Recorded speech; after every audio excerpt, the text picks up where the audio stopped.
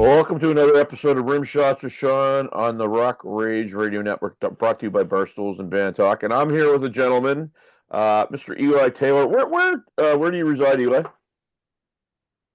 Englewood, Florida, around that area, yeah. Nice. Okay. I seem to be interviewing an awful lot of people from the East Coast, and everybody's kind of telling me the same deal about the music scene. But what's the scene like down in your neck of the woods? I mean, there's not a whole lot going on, specifically like where I am. There's a lot of older people, so not a whole lot of people who are into like new rock and indie rock and that sort of deal or newer music. It's a lot of people playing like covers of older music. Right. So obviously that's like a retirement community, and a lot of Canadians down there Yeah, skipping winters and whatnot. I get you. snowbirds. Yeah. Exactly. Snowbirds. Okay, so tell us a little bit about what you're up to. Gina kind of gave me a little bit of a rundown. Of course, our friend Gina Giuliano from lovely Los Angeles, California. What did tell me a little bit of what you're doing? Yeah, so I mean, I'm making and playing music. That's the main thing. But yeah, I'm just trying to make like an I guess an honest like representation of like what it is that I'm feeling and like the kind of like atmosphere I'm trying to create. I don't know. I'm just saying a bunch of random bullshit now. Like I don't know. No, well, I mean, the thing is that part of this is because, I want to introduce new artists to my audience, right? And so I hate to play like the compare game, but the easiest thing for me to do is just to say, hey, what are you doing? And if I was to, tell my viewers, go listen to Eli, he sounds like who would be a comparable for you? Who are some of your heroes, and who you copping a little bit? Yeah, some people that I really admire are like the Backseat Lovers, Briston Maroney, the Moss. Those guys are really cool to me and I definitely take a lot of inspiration from them. So in terms of your writing and your process, do you have a writer that or anybody you write with, or you just do it all by yourself? For the stuff that I put out, it's mostly just myself. Although this next song is something that I wrote with my good friend, but I am also doing some co-writes with people around Nashville. Okay. Um, and obviously, uh, there's a lot of people where I live, and I'm in Halifax, Nova Scotia, Canada, so I'm north of you. But there's a lot of people from here that go down to Nashville to write and collab and do all that. It's an interesting town because people just think they're going to go there and be discovered. And somebody said something to me last week. The town, you don't get discovered. The town basically makes you. Is that what you find when you go down there? The talent makes you.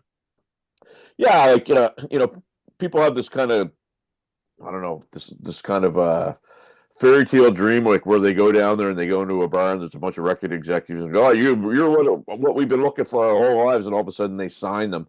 But there's a little bit more dues paying, and there's a little bit more that takes place in that down in Nashville, correct?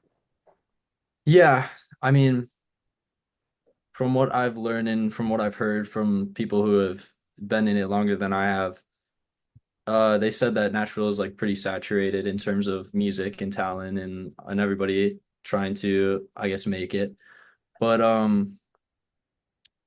yeah, I have some people who I know that got their experience in Nashville or learned what they could from Nashville and then went somewhere else and tried to, I guess, figure it out that way. And I think that's something I may end up doing as well. Well, the music business, and I've been in it for a long time, and and I still play as well as do my podcast. But I've always found that the music business is very few people that take the risk of going and trying something, and then a lot of people that once the people who take the risk get found or discovered, then the saturation happens of all the people that never would have taken the risk. They just think they're going to go in there and kind of pick up the scraps or whatever. How have you been finding, like, in terms of live shows and how your music is being accepted? How's that been going for you? I've got some positive feedback from so far from like people I've met and some people I haven't met who have liked the music. I haven't played any live shows in Nashville yet. I've really just like I've been going to college there at Belmont. Yep. So I've been staying on top of that and but I did get a show booked um in the next couple of months finally. Figured that one out. but yeah, I've played some open mics and stuff like that. But I was for a long time trying to get a band together.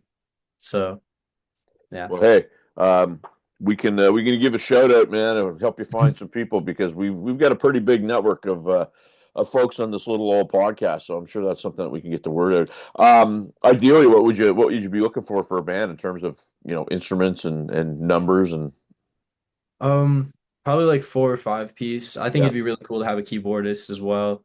Just like the classic two guitars, a bass, drums, keys Yeah. maybe. Yeah. Yeah, and I mean, in this day and age, keyboard players are becoming very hard to find. I don't know why that is, because a lot of people typically started out playing piano when they were learning instruments, and now they're very hard to find. So, be great if you could find one. Yeah. In terms of, I guess your goals, and I do a lot of work helping people, similar to Gina. I mean, I rep a lot of Gina's artists. Um, and I always start in the same place. Somebody says, "I need your help. What are your goals?" And so I would ask you, what are your goals? You have those defined? To have those defined, I think some of my goals right now are to continue creating, continue getting better at my instrument and at songwriting. And yeah, and at performance and really everything, but at the same time, grow my listener base, make connections, find good friends, just continue, I think. Well, and for a young guy, a lot of older, seasoned people don't have goals. I mean, I've talked to people that are 20 years older than me, and what do you want to do? And they don't know. And it's one of those things where if they don't know, how can I help them? Because I don't know. You know what I mean? So I mean, those are very, I think, attainable. You know, have you given any thought to maybe some more grandiose things that seem like they're way, way, way, unattainable, but you could get them with different sorts of work and resources? Yeah, I've thought about it. I've thought about um like playing at Lollapalooza or something bigger. I think it'd be really cool to go on tour in like a different country, like do like an Ireland tour or something. I think it'd be Yeah, super fun. But yeah, I don't know. I'm happy just keeping on going because I love it so much. So I'll tell you what. I played in Ireland last summer, and it was never a bucket list place for me, and I would go back in a heartbeat. If you're Google a place called the Temple Bar, um, and they've got it all set up. You can see it on socials to get it set up for Christmas. I see this thing and it's like I was there, man. But just so many different types of music, and there's a venue literally every block. It's just incredible. So yeah, man, I'd wish that for you for sure. I think you would really enjoy it. that sounds super fun. That's exciting. Yeah. So I mean, in terms of how have you been releasing your material? Have you been doing, I guess, the typical route that everybody's been doing? Or have you been mixing it up a little bit? What have you been doing? I guess the typical route would be like DistroKid, right? Yeah.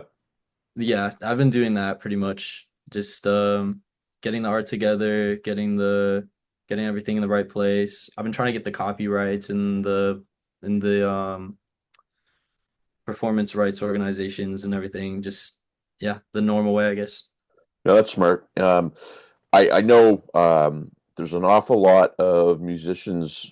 I mean, the do-it-yourself thing is pretty prevalent, but a lot of people still get frustrated because there's so many parts now that, Yeah. if you want to use DistroKid, great, but then you got to write, then you got to play, then you got to do videos, and so a lot of people get very frustrated with it, and I find some of them get overwhelmed and they don't even bother. Do you have anybody helping you with any of that? Yeah. Well, I guess for the writing part, like that's the most fun part for me. So I really enjoy that. And the playing live is also fun. For like social media, that's kind of where I struggle the most. Like Yeah. I was having a conversation with one of my friends the other day who is like pretty good about his social media and he has a band too. And he was like, "Man, you gotta you gotta post about your music more. Like how do you expect people to hear about it or know about it?" I was like, "Yeah, you're right." Social So media can be extremely frustrating because you just never know what's going to resonate with somebody. That's the first thing. But oftentimes people they they misplace the numbers, right? Because they think it's about these big numbers, but it's actually about engagement. And you can have smaller numbers than somebody that's got 1 million followers and actually have more engagement, have more traction, have more success. And people miss that. So I'm going to wager to guess if you haven't talked to Gina about this, you probably should because she's very good at that stuff. Yeah, she's given me some advice on it. Yeah, she's very good at that stuff. I'm working a song for a friend of mine right now, and Gina gave me a couple pointers, and it's almost last time I checked this afternoon, like 200,000 views. So it's over 200,000 views, and it's pretty cool. It's a Christmas song. I think the timing of that is probably helping it along. But there's tricks that you can learn. So, Yeah. you mentioned you're going to school. Yes. So are you finding it hard to strike the balance between the education piece and taking care of your music? Yeah, well, mostly it's flipped. It's like I'm taking care of my music, but I'm not focusing as much on the education piece as I should be. So yeah, there's definitely a balance there that I've been trying to figure out. And what are you taking? Right now I'm just taking songwriting as like a major. So I take like a songwriting class and like a beginner audio engineering class and a music business class and stuff like that. And then you have like your regular like gen ed classes. But yeah, I have been liking those pieces that are music. Yeah, But yeah. I can get a little like distracted when it comes to the other stuff. Yeah, and I mean, one of the things, and I don't know if you found this yet, but anytime that I have a friend that actually here locally is a professor of a music program, and he's a great player. He's very knowledgeable. He's never been on the road, and he's trying to teach people something that he's never done himself. And I don't really give him a hard time about it, but I'm like, well, Mike, here's the thing, like, how do you teach somebody to get paid if somebody's not doesn't want to pay you? And he's kind of like, well, and he's going into these studies that he learned, but he's not teaching world experiences. Do you find that in some of that you're taking? I do. I think for my songwriting class, something something that I've been like kind of conflicted about is they're teaching like this commercial method for songwriting. They're Right. teaching how to get your song on the radio or how to get it like super big for like this big audience. But I realized after some time I was like, that's not really like why I do music, you know? Like it's about finding that sound that like speaks to you. And I think going by a formula kind of goes against that. But it was interesting to hear all these things also. But yeah, I think Well, I was just gonna say, here's the thing. So they're teaching you how to get your song on the radio and write a hit song. And I didn't mean not to dump on your what you're doing for education, but I mean, my question to them would be, how many hit songs have you written? Because right. what I would do is I would want to go to somebody that actually wrote a hit song. I mean, I got a friend that I know from here. He's from Nova Scotia, but he's living in Nashville now, and he's written for Carrie Underwood. He's written for John Bon Jovi, and I'd ask him before I'd ask a professor at university because he's had some True. chair toppers, right? They do. I mean, the professors that are there are very experienced and they have written, I'm sure, many hits. I did look into they had like this presentation they gave us like right when we got there of all the artists they worked with and stuff like that. So I know they have like esteemed careers, but Well, that's good then, because if they're not, it's not a position of theory. And I find sometimes with this that's what happens. Like, when I was learning to play drums, I had an instructor who was amazing, who he let me do what I wanted to do, but then he would slip in the stuff that I needed to learn. Then I had another guy that wanted to teach me for 6 weeks how to hold a drumstick because he was a jazz guy. So it's really, I guess, approach and what you have in your tool bag, I guess. So have you've been releasing your songs like the waterfall method, like a song here, a song there, or have you been doing like a bunch of like, EP or an album? I've been doing them waterfall for the EP. Yeah. So I'm doing like I've got two out now. I have another one out, and then I think I'll just drop the other two on the EP. All the data tells you, or well, if people want to listen, that's the way to do it because people's attention spans are so incredibly low, but they will actually take the time to listen to a song, and it actually gets them wanting more songs, right? So that's pretty cool. Yeah. Um, so hey man, I'm not going to keep you, but last question: where do the viewers, listeners, my audience, where do they find out more about Mr. Eli Taylor? Oh, you could go to my Instagram, eli.taylor.music, or you could go to my TikTok, which is the same thing, or you could go to my website, which is elitaylormusic.com. And yeah, I I think was just that's going to say, do you have are you getting all like the YouTube studio and the TikTok studio and all that stuff? yeah. Yeah. I mean, analytics, I was never a numbers guy. And when I started getting into analytics, and you can actually, it makes your life easy because you can see, where your audience is coming from and where you need to work on. And then you see it in real time. It's very cool. Yeah, it is. It's good to see like what did well, what didn't do well, like what are the good aspects, I think. Absolutely. Well, my friend, I hope you have a happy holiday. I'm glad Gina and I hooked this up. I like to stay in touch with you, see how you're making out. I think 2025 for a lot of people is going to be pretty cool. And Yeah. like I say, happy holidays. It was great to meet you, man. Thank you so much. We're back on the Rock Range Radio Network after this.